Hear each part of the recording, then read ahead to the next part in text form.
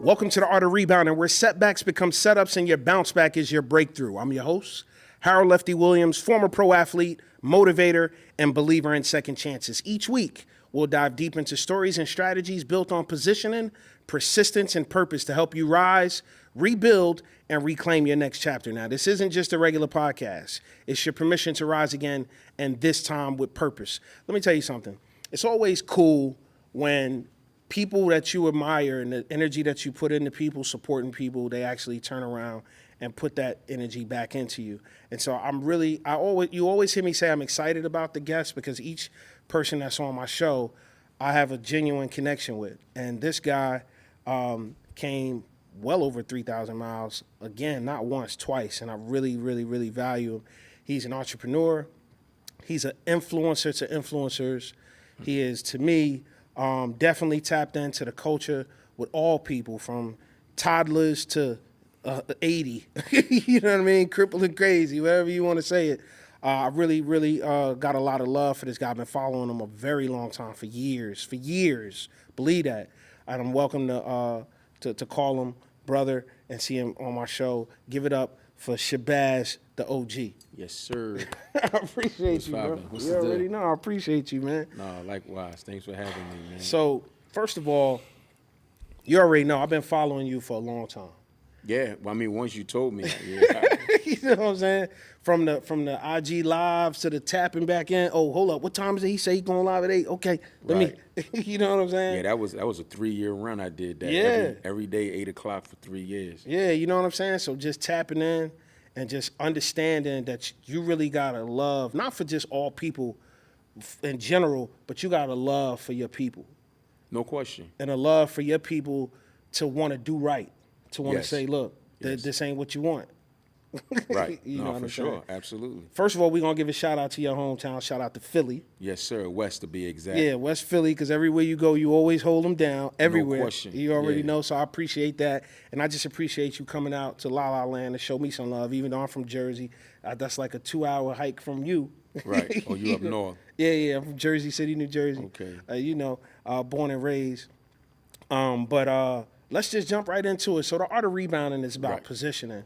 It's about purpose. And I'm going to give all the listeners and the viewers a heads up. We are doing a 2-part series to this because there's no way I can unpack all of this in one episode. The OG is a speaker and he drops so much knowledge and so many jewels. I just can't do it in one episode. So Right. It's just going to be part 1.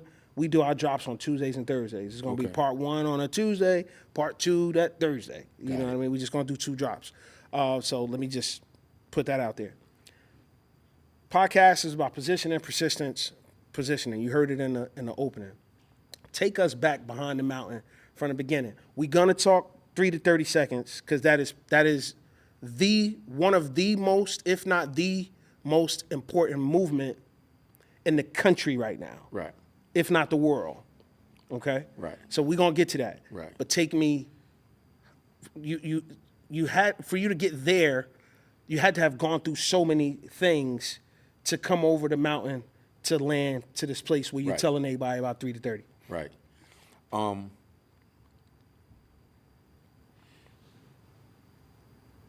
It goes back to, if we go from a social media,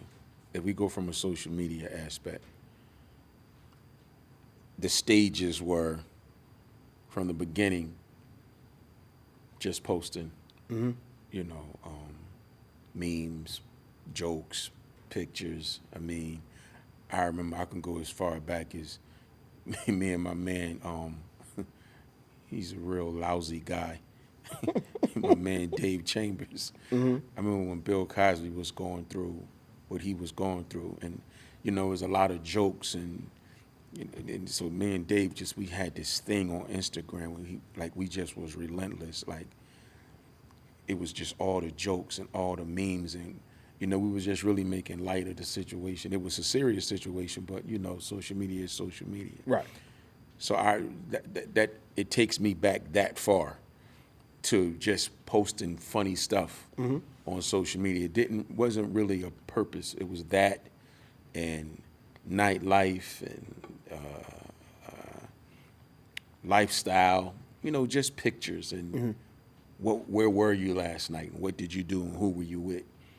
And it went from that to, I remember when the video component was added. And people might have heard me speak about this before. I was in Japan when I realized that we could make that Video. 15-second video. I was like, oh, I could talk now. Oh, this different. I played in Japan. You know. Oh, okay. Yeah, we went to Tokyo Okay. for New Year's 2014 going into 15. Okay. Yeah, that's 90 minutes from Narita. And that's when I realized that's when the video feature came about, and I was like, okay, this different. So I just started having conversations about what's going on in black culture, hip hop culture. You know, it started with talking about what's going on in the clubs, what's going on in the streets, how people conducting themselves, and so on and so forth. So it was like the response to it was receptive. Right.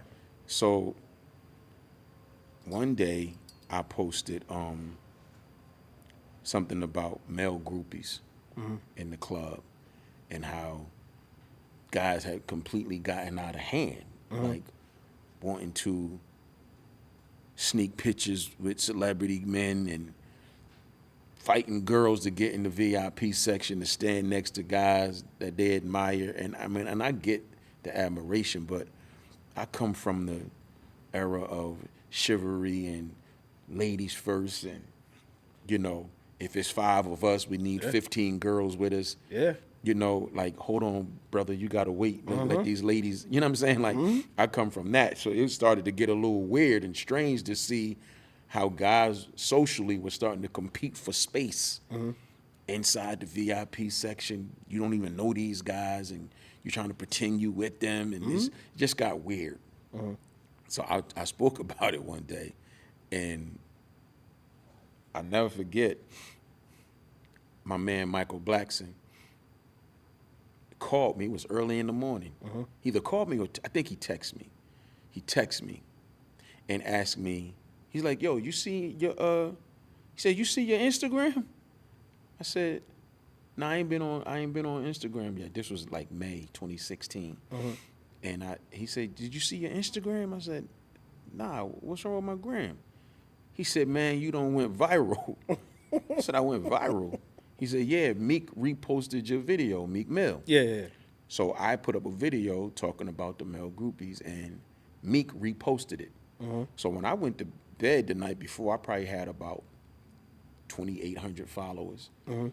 When that next morning, when Mike called me, texted me and told me that, then he texted me, then I got on the phone with him. Right.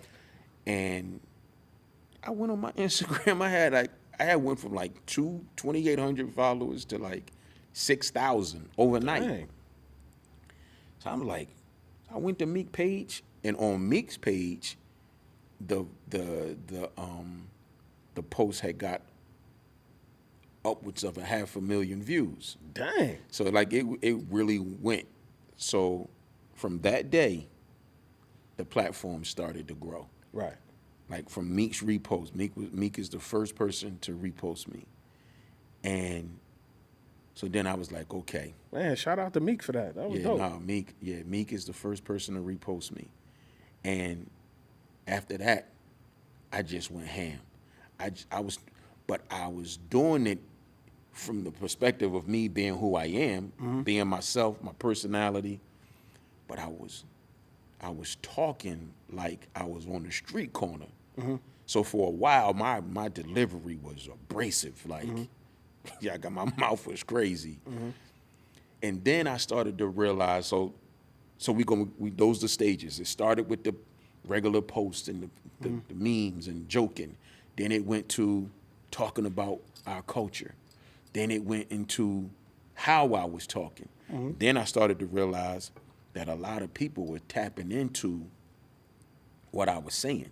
Okay. So I started getting DMs from single mothers, started getting DMs from teenage boys who don't have fathers, who was brothers. It was telling me like, You know, I come on your page to listen to what you gonna say because I don't have nobody else to tell me. So I just be listening to what you gonna say.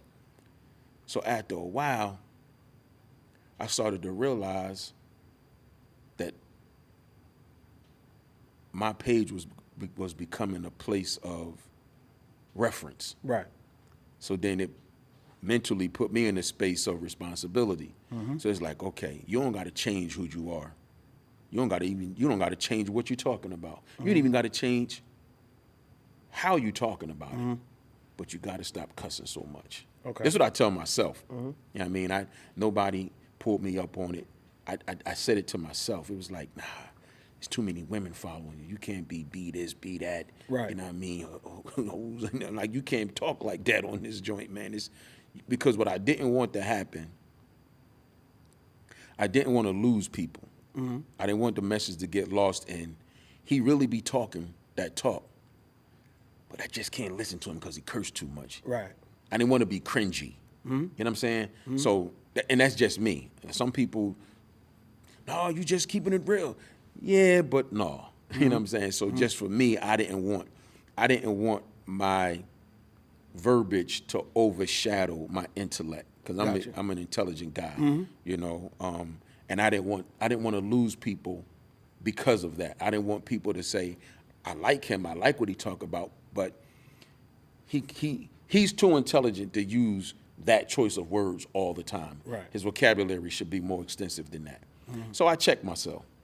And the more I posted, the more I talked about things, the more relatable I were to everybody. Like, my demographic right now is from the age of 11 to 64. Like, I've had people tell me that their 9-year-old son would hear my voice when I'm on live. My friend Keisha in Philly, she told me one time, because she would watch my lives, like you said, a lot of people tune into my lives like it was a TV show. No, that's how I connected to you. So you started doing perspective, which a lot of people don't do. They'll get their opinion. What I love about this guy is the OG show you the clip, chime in on it, and tell you, pay attention to everything. I don't want to mess up the saying. Pay attention to everything. Don't ignore anything. And use common sense and critical thinking for all things. That part. Because I started to realize, like I was saying, Keisha said her son, he was 9 at the time. And she would say, when I would be on live, her son would hear my voice and be like, Mom, you listening? That's my man. 9 years old. You know, but he knew my voice. You know, I met somebody else before who never saw me in person, but they heard me talking to somebody else. And they asked me, you Shabazz the OG? I said, yeah. And she was like, I knew your voice. When I heard your voice, I knew it was you. So the voice grew its own identity.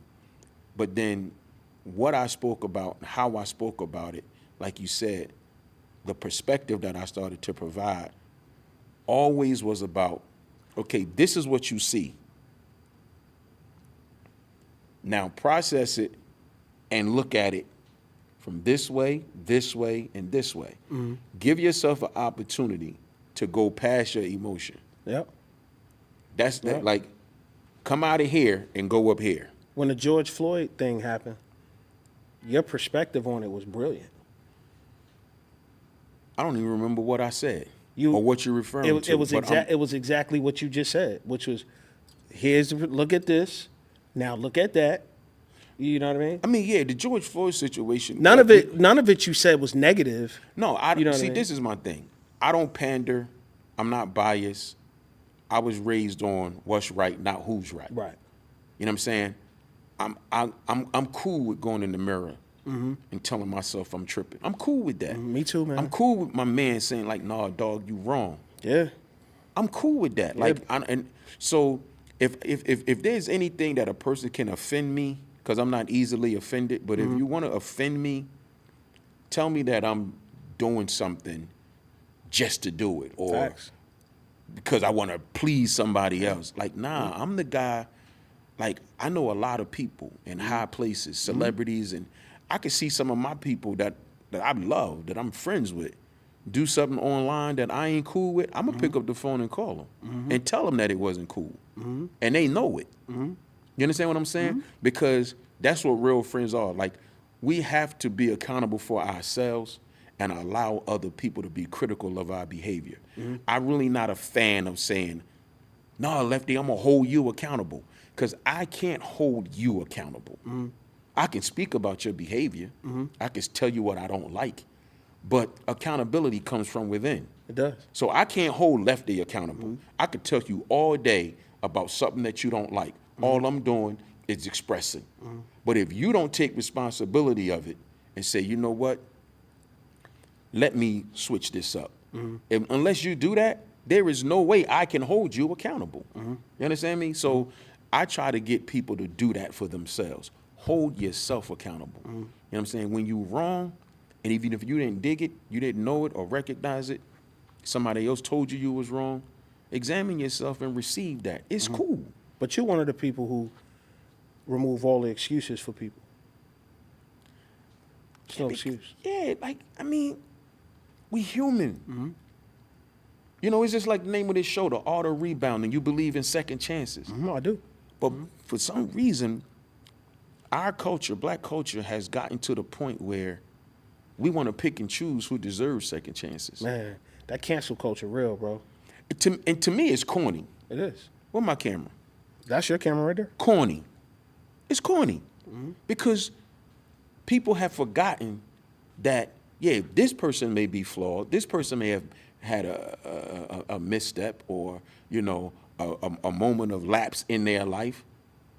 And people are so jubilant to see it happen to somebody else that they forget that they're not perfect. And then they want to run, duck, slide, and hide if Tell me about it. if a bone or two of theirs fall out the closet. Yep. So I don't believe in that. I believe in, if something has to be addressed, we have to address it. You know, we can't duck the smoke. You know, but it has to be a very serious set of circumstances, or an individual has to do something extremely egregious for me to feel like, yeah, nobody deserves to talk to you. You deserve to lose this. You deserve to Right. like, that's a big deal. I don't think nobody should have that much power over anybody to be like, yeah, you're done. Well, they really don't have the power. They think they do. People on social media really believe they have more power than they really do. Like, I was watching something earlier, and I think it was something about Brian McKnight. And I know people. I've seen I don't really know the brother business, you know, but I've seen the disdain and the distaste for whatever he got going on with his family and all the stuff that you see online, right? And I saw he was talking about something, a lawsuit or something, and I was looking at the comments on it, and I saw some people say, I don't know what he talking for. We been canceled him. What? We been canceled him. And I be saying to myself, like, do y'all realize that some of these people don't care what y'all think of them because they still go out and tour? They still go out and go to a whole nother fan base and still pay their bills and still make money. Like, they really believe that they have more power than they do. They don't understand media. They don't understand the tricks of media, the powers that be in media. They don't understand that media moguls know how to manipulate people and make people think that there's something that they're not. It's real. I teach my kids that if you go off the applause, you die by the booze. I don't let nobody raise me up like that. I'm great because the Most High said I'm great, not because of a like, a click, or a comment, or a follow. I don't go by. That's where the balance has to be, and that's where the praise has to go. Because the minute you buy into what people say, and you get away from what you know to be the truth, and you get away from your level of righteousness, like, you're in trouble. Because that's what we're witnessing. We're witnessing a lack of righteousness. We're witnessing a lack of spirituality. Like, people have really lost their minds on these social platforms. And it's primarily because a safe zone and a comfortable space for too many people is in the demise of somebody else. So let me ask you this, and I know if anybody can speak into this, you can. There's somebody watching this, and that's your camera, and they saying, somebody listening to this, and they saying, I have a kid, I have a son, I have a daughter who's being bullied on social media. I have a son, I have a daughter who's being picked on constantly, and they're actually being depressed about this, feeling like they don't know what to do. What do you say to that parent or to that kid who's watching this or listening to this to help them be like, yo, look, they losing their mind on social media? How do you help them overcome that? Remove them. Okay. Remove it. If a child is small, like your son is saying, he's how old is 11. 11. We'll just use him as an example. 11 years old. Unless he's on social media for a primary purpose, is that somewhere he has to be? No. That bullying doesn't have to be endured. Because right now I'm doing a tour for my talk show, 3 to 30 Seconds Live, right? And I did the first date in Baltimore. My next date is in Philly. The date after that is in Miami. And then probably Atlanta after that. And then the top of 2026, I'm going to be looking to go around the nation, right? But the purpose, the etymology behind the 3 to 30 Seconds Live, the premise of it is interaction. Because I'm doing it in front of a live studio audience. Because I came up during Phil Donahue and Geraldo and Arsenio Hall. And so Ricky Lake. Right, Ricky Lake, right. I like that interaction because what happens is, I mean, even though we done seen some wild times, you know, from Jerry Springer to Geraldo, Donahue, they get the fighting on the crowd gets, but it's interaction, right? So I'm saying that to say we grew up playing outside. We grew up playing with kids. We grew up playing with one another. Interaction. Our children have been encompassed and engrossed by technology. A lot of kids don't play outside with other kids any longer. At all. It's a complete disconnect. That's the problem that I have. So now, if they're on social media, that's their playground. Those are their playmates. So when those playmates become abusive, bullying, now the kid don't got nowhere to turn. And I personally think that's where the depression comes in because they don't have there's not a balance. They're not able to say, well, you know what? If they acting like this with me on social media, I'm going outside and I'm going to play with my friends. I'm going to go ride my bike. I'm going to go ride my scooter. Like, we're living in a different era. We're living in a different time. You know, a lot of parents have replaced parenting with devices. So I personally, you know, would suggest that if your child is being bullied on social media, take them off. If it's not somewhere that they need to be, and then take the necessary precautions to deal with whoever it is, if you can find out who it is that's doing it, because it shouldn't be happening. They shouldn't have to come off of social media if they're there to entertain themselves or pass it or whatever they're doing. You know, as long as they're not participating in, you know, erroneous behavior. However, if I'm a parent, you know, I'm not gonna. My child don't gotta, like, you don't have to be on there.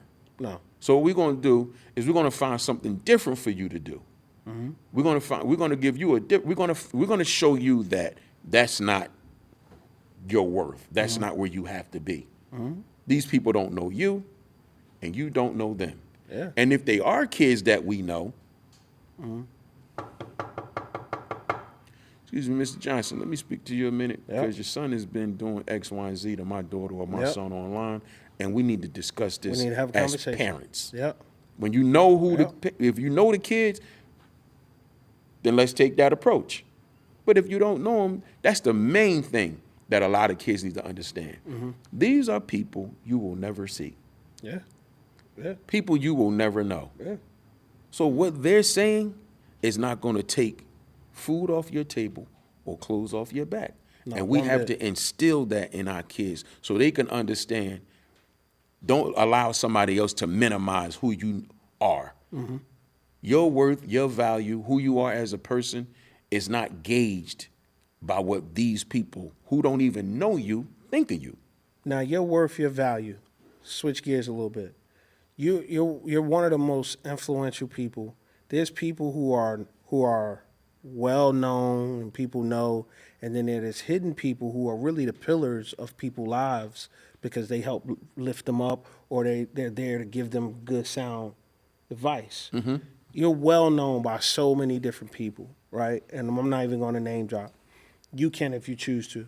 How do you remain to stay balanced through all of that, knowing that, yeah, I know this person, I know that person? Because a lot of people start to do this, right?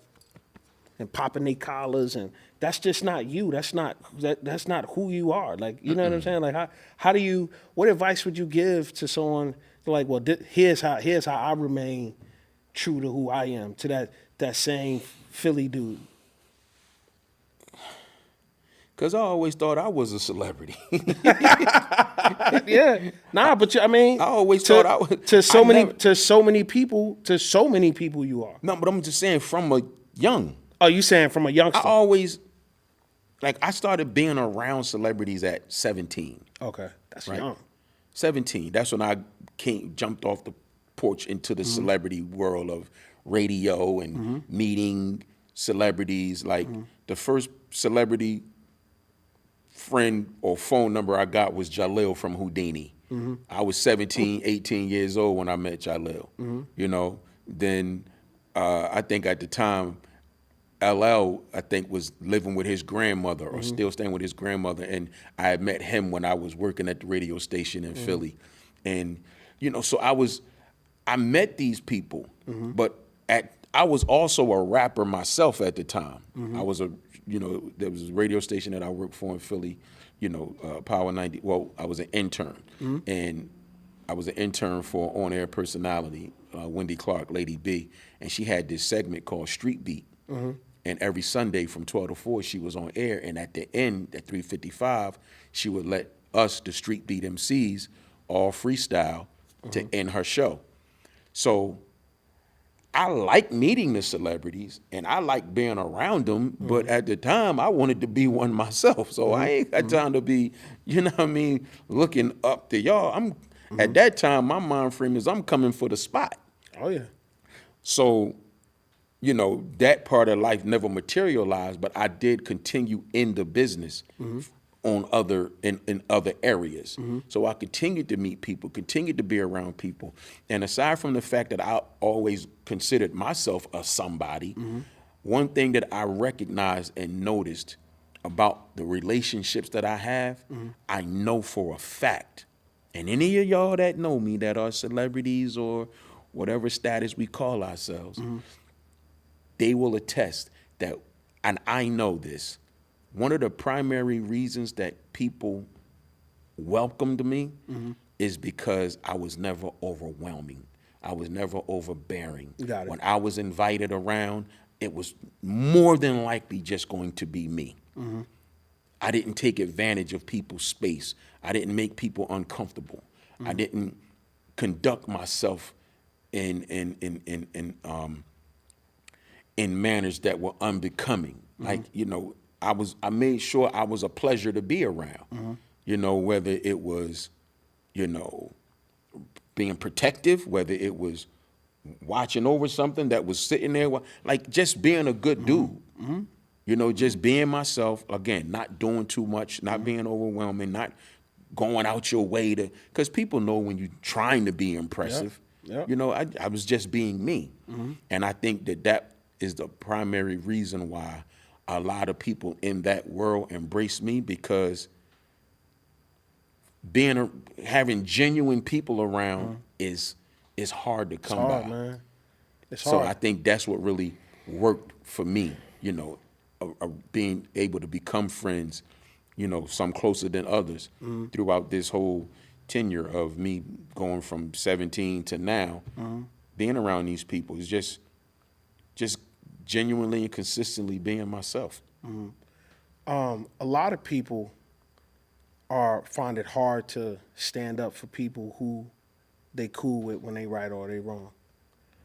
Recently, and over time and social media, you have no issue with standing up for anybody who were wrong. And I guess I would say, I rephrase that. You have no problem standing up and showing people that pretty much don't throw stones if you live in a glass house, pretty much. Right. And I also don't take up for people that I'm friends with or people that I love that happen to find themselves in tight spots. Right. You know, but certain people, because of skin color, in my opinion, get the raw shake of a deal than other people. Well, of course they do. I mean, and it's because of how we deal with one another. It's just that simple. It's unfortunate, but that's just our reality. And as a culture, as black people, that's just something that we, you know, have to work through and around. We got to get around that. We have to, because we can see one of our people do something completely wrong that they ain't got no business doing, and punishment worthy. You know, something should absolutely happen. Not punishment worthy, not buried. Punishment worthy, not buried. But even if it's a serious punishable offense, right? What we have to learn how to do is identify with the offense. Say, man, that's wrong, dog. And whatever comes from that, you gotta wear that because you bought that, right? That's how you point out someone who has to take accountability for something that they did. We don't do that. Accountability to us is the person losing everything, going broke. Like people want to cheer for their downfall. And when you talk about other groups of people, they don't do that. And it's not because they're okay with the person's behavior. They allow the system and processing to take place. Course. It runs its course. Whatever comes behind it is what's behind it. And when the person goes off and do whatever time they have to do, then they're allowed to Rebound. Yeah. Because you paid your debt to society, you went away, whatever. But we don't do that. Once you're wrong, it's to hell with you. Yeah. Unless it's someone that people like. When it's someone people like, excuses are made, concessions are provided. Right. You know, so we just have this thing where we pick and we choose who offends us and what offends us. And I think we just had to get to a place where right is right, wrong is wrong. But we get played by the media so much. I spoke about the media earlier. It's not that these other groups of people don't care about what happens when somebody from their group does something. It's not that they don't care. The media has figured out that if we, the powers that be, if we want to take somebody down that's in black culture, we can use the media to our favor because black culture is going to join the parade of bringing this person down. In my opinion, it's a public disarming first. Absolutely. And then it's, okay, because I this is what I say. I'm a Christian, a believer, a follower of Yeshua, but this is what I say about the Christian church. They're the only people I know on earth, and I know this is, I'm just speaking truth, that kill their wounded and eat their dead. I mean, yeah. I mean, it's... And I said I said that to say this, like when it's back to the task of what we saying is that when it's a public disarming first, and then it's a full-time takedown, and then it's buried. Like, no, that's it. Now they're done because they utilize our culture to lead the parade. It won't go down as much as it does if it wasn't for us. a lot of the punishments that we see, a lot of the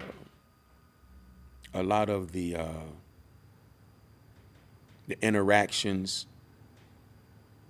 won't happen if we don't participate.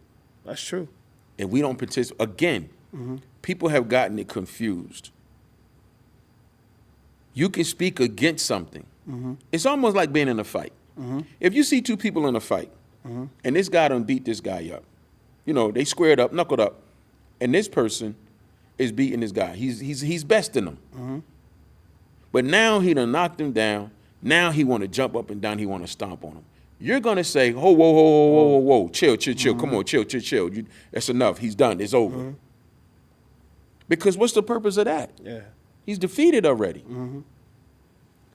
We don't stop at the defeat. Right.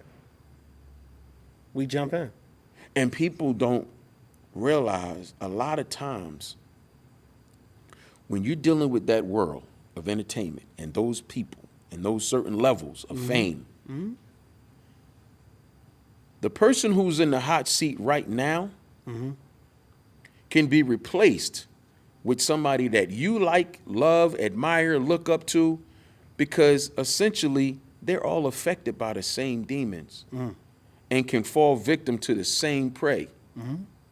So you have to be careful with, I say this all the time to people, be careful what you cheer for and what you're okay with. Yep. Because if you're okay with this happening to this person, what happens when the tables turn and it's somebody that you like there? Now you have to be okay with it happening to them. Yep. We're going to table it and leave it there. There's so much more stuff that we need to talk about. We need our segment on, we call it it's like the Avengers, the special ops. Who's your top 5, whether it's a sports person or influential person who's changed your life forever. We'll get to that in segment part 2. And then we'll talk more about this 3 to 30-second tour. It's so much if you have not learned today from Shabazz, the OG. Continue listening. I enjoy talking to him. I enjoy listening. More importantly, man, I just want to give you your flowers. I appreciate you showing love for the podcast launch. The panel was great. I appreciate you being here today. And I've been following you. I'm a genuine, real. No, that's a fact. I will give you that. You know what I'm saying? Like for real. Just like, yo, like I just know you love your people. I know you love what's right.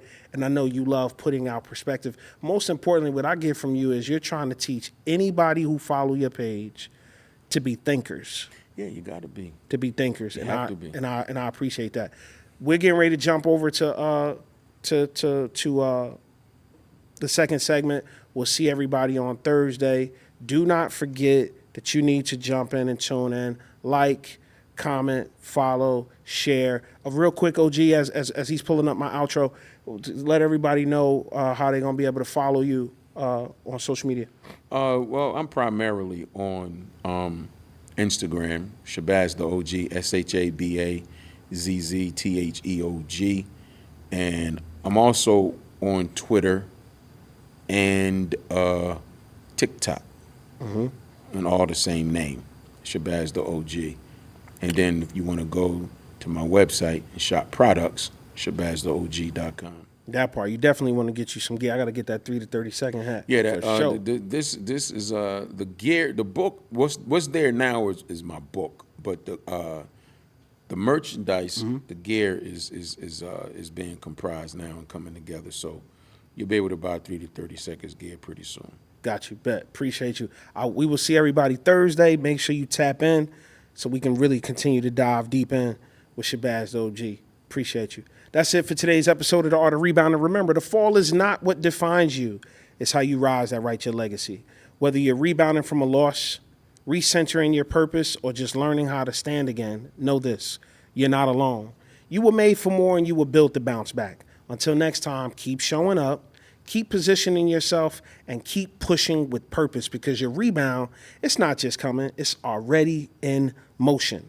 Follow me on social media on all platforms at The Art of Rebounding.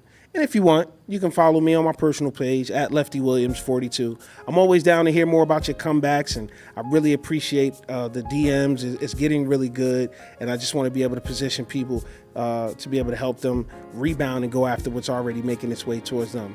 Until next time, always remember, dare to drink.